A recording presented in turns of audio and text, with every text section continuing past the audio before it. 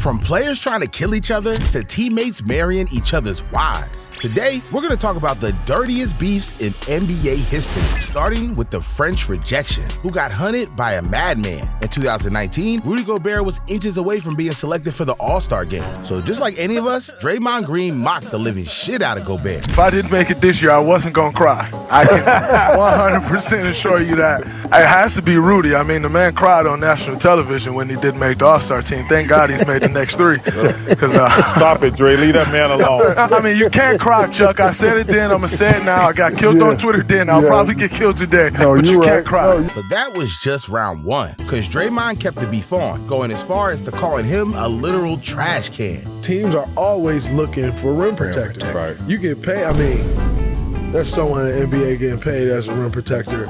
Probably more money than you, Pete, which is a lot of money. Another E from France, too? Yeah, he is from France. He would later move on from bullying to getting physical. Because in 2024, Rudy tried breaking up a fight between Klay Thompson and Jaden McDaniel, which for Draymond meant he was open to getting choked out. Draymond has got Gobert in a chokehold. This is ridiculous. Draymond Green should be done. But in 2025, Draymond would finally get what he wanted, a one-on-one in the clutch where he would smoke him. Draymond down the lane to dunk it down! Exclamation point! And he went night-night himself! He's doing the night-night all the way down the floor. The heart of a champion. Draymond caps it off. Draymond got the happiest ending, unlike this next much more dirty feud, which shows what happens when you lock up grown-ass men in a bubble. See, in 2020, after COVID hit, the NBA thought it was a good idea to lock up 800 people to fight for the NBA championship. In a wild matchup between Big Booty Lowry and Aaron Gordon, things would get crazy. See, after a hard foul from Lowry on Aaron Gordon, Kyle started offering his room number to settle the smoke. 836 is my room number. 836 is my room number. He might have been out of his weight class, but Lowry was ready to scrap. So Kyle Lowry doubled down, because when they met the next season, Kyle made the dumbest decision ever. Vucevic backing in, draws a double team quickly. Clark is the open man.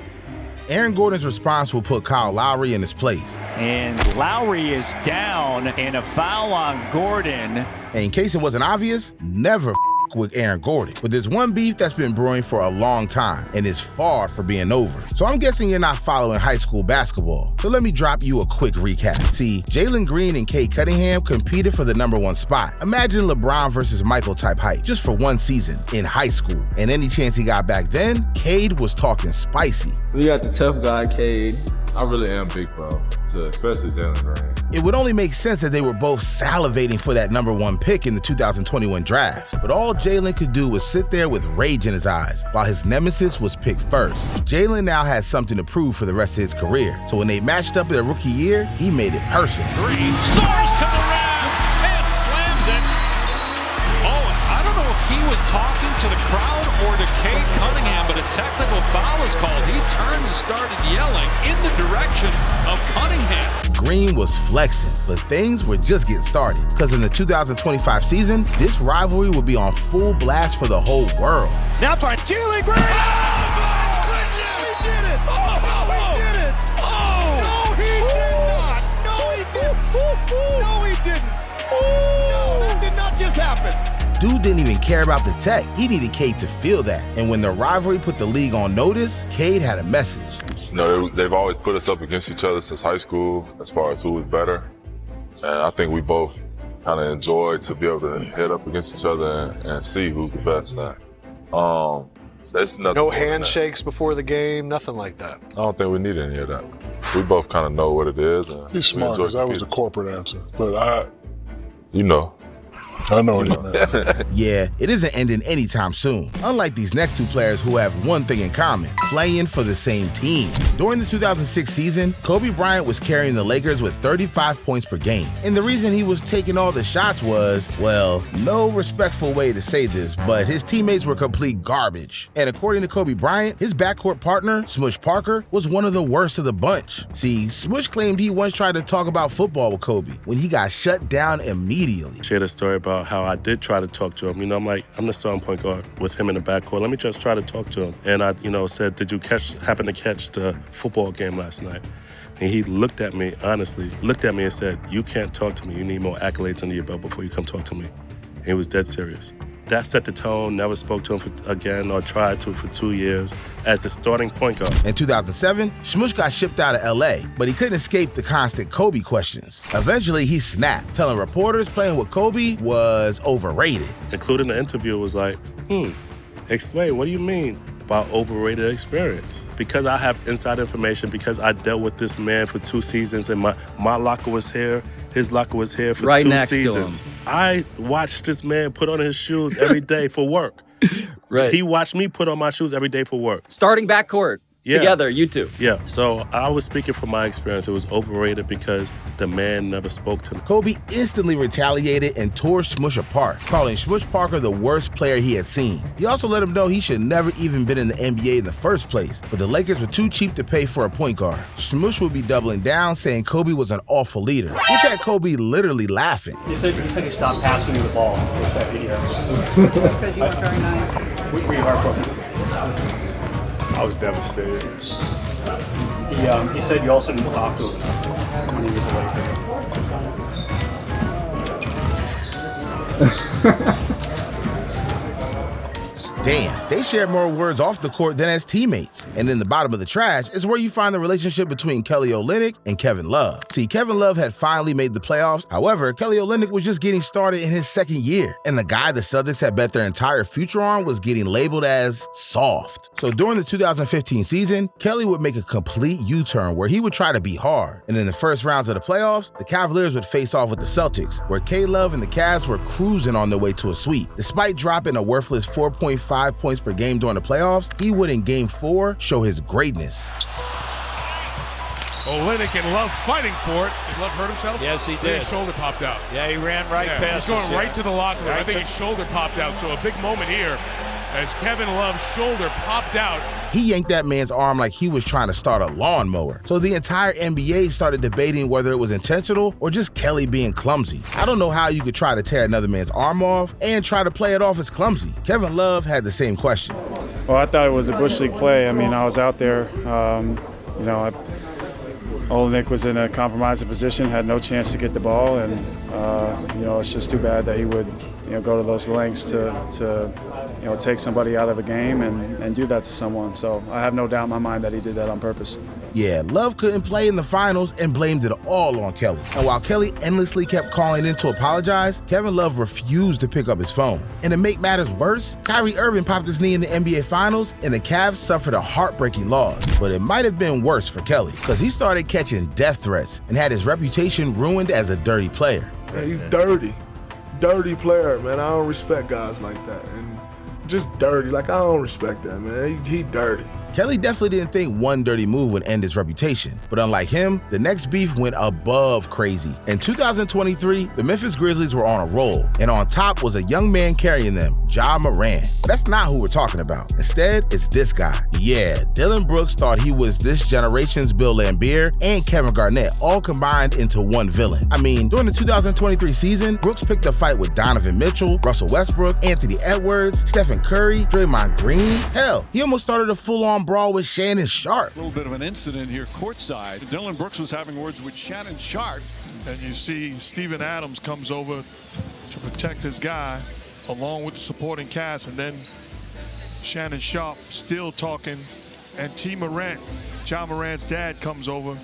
But out of all the people he picked a fight with, his biggest mistake came against the greatest player of this generation. And it all started when Brooks thought he solved the enigma of LeBron James. He doesn't want to go left. I was just making him go left all game. And then it was settled, so he would pass the ball. Yeah, Dillon was talking crazy, but he had more havoc to create. See, the first round matchup of the 2023 playoffs was set between the Lakers and Grizzlies, and Dillon Brooks positioned himself in the worst way possible by trying to annoy the hell out of LeBron James. I mean, things went so far, even LeBron's biggest hater wanted him to shut Dillon Brooks up. I seethe over this to the point that I want LeBron to destroy this man. Now, after 2 games and the series tied 1-1, Dillon Brooks would pour salt on LeBron's wounds, saying something so wild it would destroy his season. I don't care, he's old. I don't respect no one until they come and give me 40. 3 days after this, LeBron thought it was time to expose Dillon Brooks for what he really is. So before the start of the game, Bron had to lay down some rules. What followed was the greatest disaster in playoff history. See, Dillon dropped 7 points, 2 rebounds, 0 assists, and an ejection. Then kneed LeBron right in his nuts. To the Lakers, there's a look at it. Brooks on the reach, connecting with LeBron's midsection. Dillon was literally back by nothing, and now when nothing was slowly crashing, he would start scrambling. In a last-ditch effort to try to save himself, Dillon Brooks would blame the media for turning him into a villain. Media making me a villain, the fans making me a villain, and then that just creates a whole different persona on me. So now you think I intended to hit LeBron James in the Bro couldn't even own up to poking the bear, but Bron wasn't going to let him off the hook. See, in Game 4, James put up the 40 ball Brooks was asking for earlier. And in Game 6, LeBron will put the nail in the coffin. James drives. James is fouled and one. The Lakers humiliated Memphis, and Brooks was so pissed, he refused to talk to the media, while Bron was clowning him on Instagram. But Dillon Brooks isn't the only one who's been humiliated on multiple different occasions, because the next beef is also a story that cuts deep, but this time, it's a lot more personal. See, Pat Beverly claims he locked up Chris Paul before he even hit prom. People don't understand. Me and Chris, what we have has been going on since I was in high school. And see, a lot of people don't know the backstory, but me and Chris, we clearly understand the backstory. So like, I got invited to a LeBron James camp, you know, the big Nike LeBron James camp when he was in college. Ironically, my roommate at the time, Stephen Curry.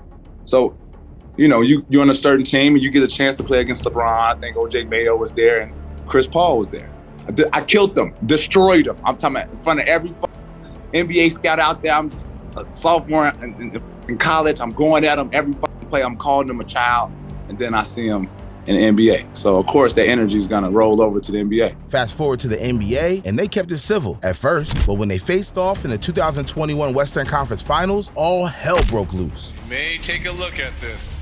Look at the blow here by Beverly. Yeah, that's an elbow chicken wing. There. Initially, people thought it was just Pat Bev being Pat Bev, but it would run much deeper, because getting ejected wasn't enough. He wanted to create havoc. So in Game 5, he took CP3 out mid-air. Oh, Chris Paul goes down hard on his back as Beverly's whistled for the foul. Beverly laughing and mocking Paul.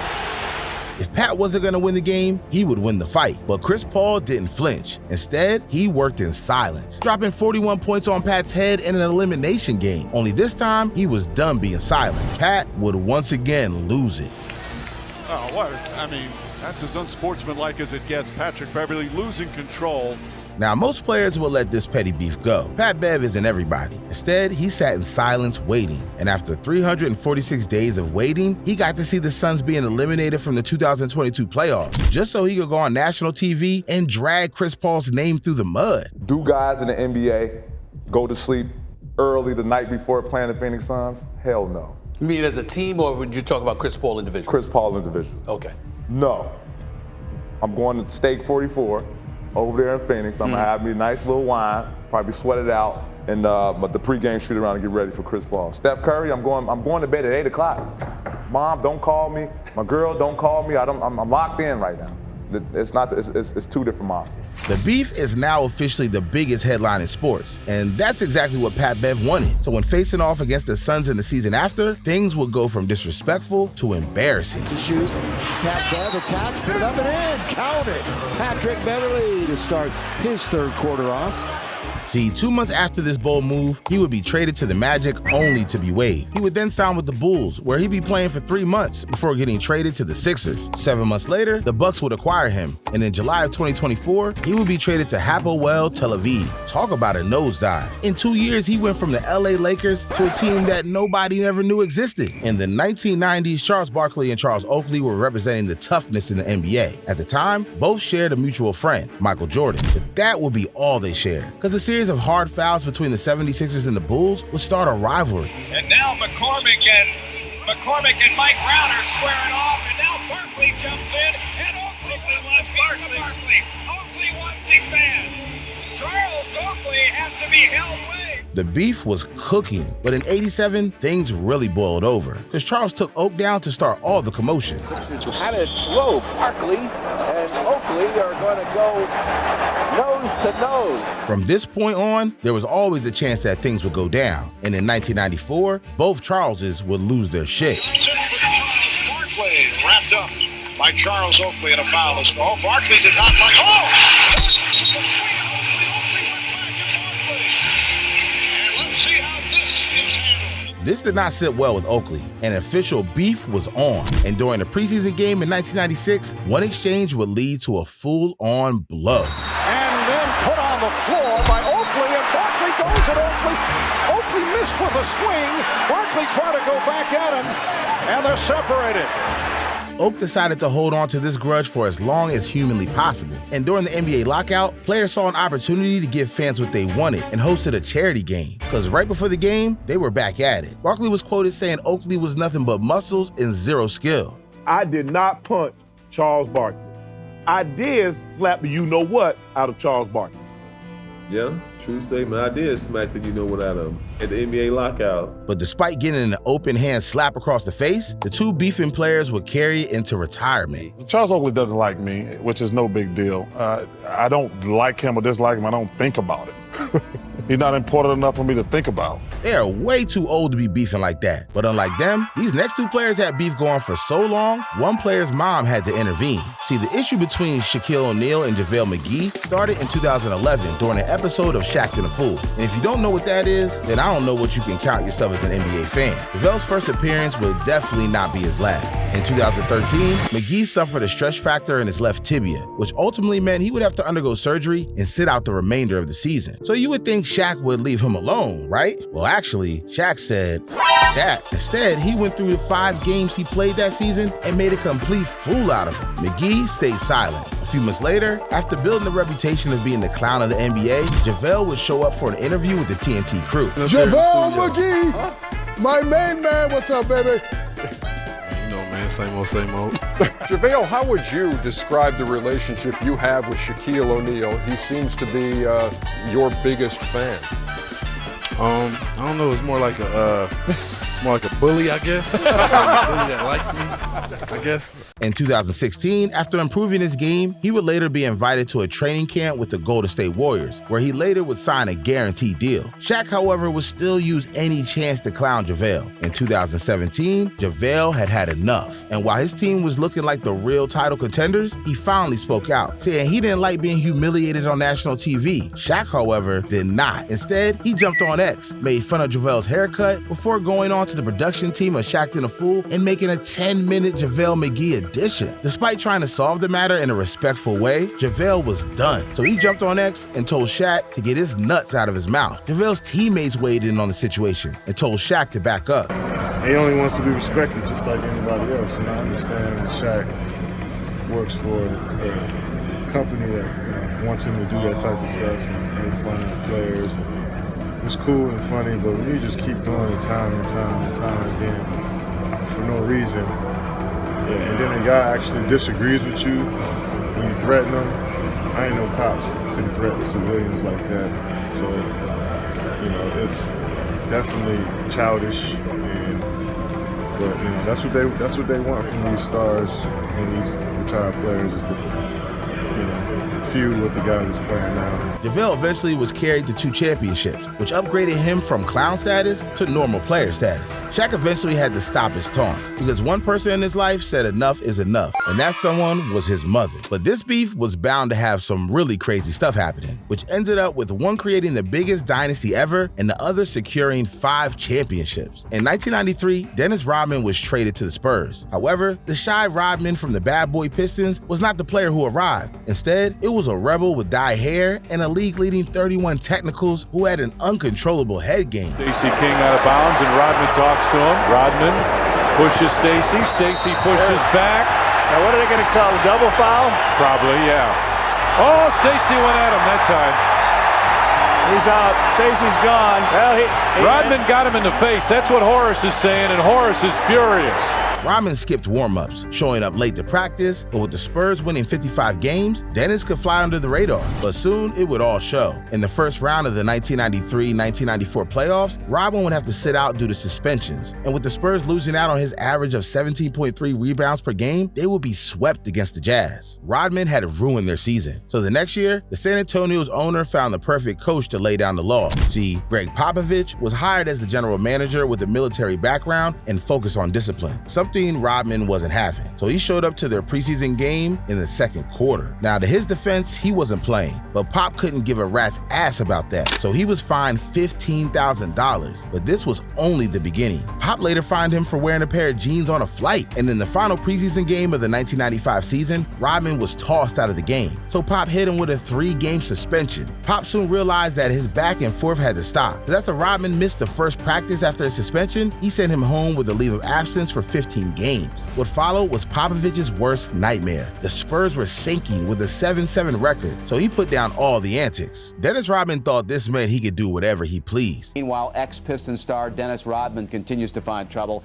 Isn't it common sense that if you make millions of dollars a year and your job is contingent upon staying in good physical condition, you wouldn't go skiing, snowmobiling, or ride motorcycles? Not to Rodman, who suffered a separated shoulder in a motorcycle accident on Sunday. He'll be lost to the Spurs for a minimum of 2 to 4 weeks. As the Spurs organization started questioning whether he would even be part of the team, Dennis kept doing what he did best, rebounding. The Spurs eventually made it to the 1995 Western Conference Finals, where Rodman would play his final games for them. That's a technical on Dennis Rodman called by Steve Javie, and Rodman hearing the jeers from this crowd.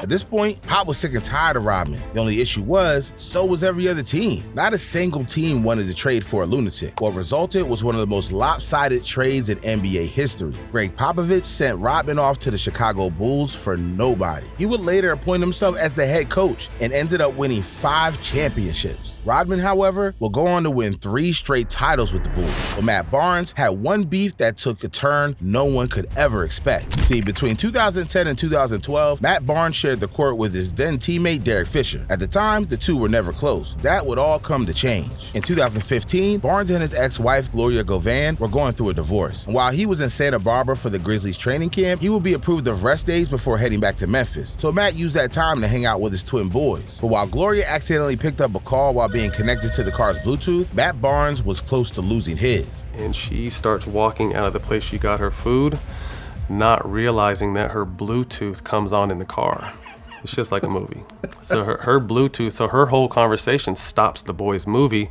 They don't really pick up on it, but I'm just like, yo, I know this voice, and I hear, baby, I miss you, and I can't wait to see you again, and we had so much fun in New York. I'm like, what the that's Derek's voice. At the time, Matt was able to keep his cool until he got home. But once his son started snitching, he would find out that Derek was actually staying at the house Matt was paying for. She's like, well, I wanted to tell you, but today happened. I didn't know how to tell you. I was like, nah, that. I was like, you got this dude around my kids and you didn't tell me. You know what I mean? Like, you got this dude in my house and you didn't tell me. Like, which you're paying for, by the way. Mm-hmm. Yeah. Matt sped across LA on his way and called Gilbert Arenas to help him out. Wait, huh? What do you mean? Wait, what? Wait, why are you here? Aren't you in training camp? It's like, yeah, we're in training camp. I'm in Santa Barbara, though. Oh, you have training camp in Santa Barbara. It's an hour and a half away. Yeah. Oh, that makes sense. Wait, why is Derek Fisher? Is he the coach of the Knicks? He said, I don't know why that motherfucker here, but God sent them to me and I'm going to deliver. So he was like, meet me in Redondo. And I'm like, all right. Because he said, just in case I need to get bailed out. Gilbert tried to do what he could, but once Barnes got to the house, it was time to whoop some ass. So I end up getting to the house, and I give him my keys back by this time, so the front door's locked. And I hear people in the backyard, and I smell the fire pit, so I hop the fence. And it's crazy, too. Like, I'm in a hoodie and in my beanie, and I'm walking along the side of the fence, and then this is probably 10 o'clock at night by now. And as soon as I turn into the backyard, I see Derek with his arm around Gloria, so I just fire on him, stuck him. Everybody starts screaming, and she had people over, a bunch of people over. So I hit him, he falls into the sliding glass door. Okay, so you actually punch him in the face? Yeah. Mm-hmm. And you connect? Okay. And hit him and knock him into the sliding glass door. After the backyard fight, Derek Fisher ended up marrying Gloria in 2021, and Matt Barnes owned up to acting on emotions. In the end, loyalty among men ends where selfishness begins.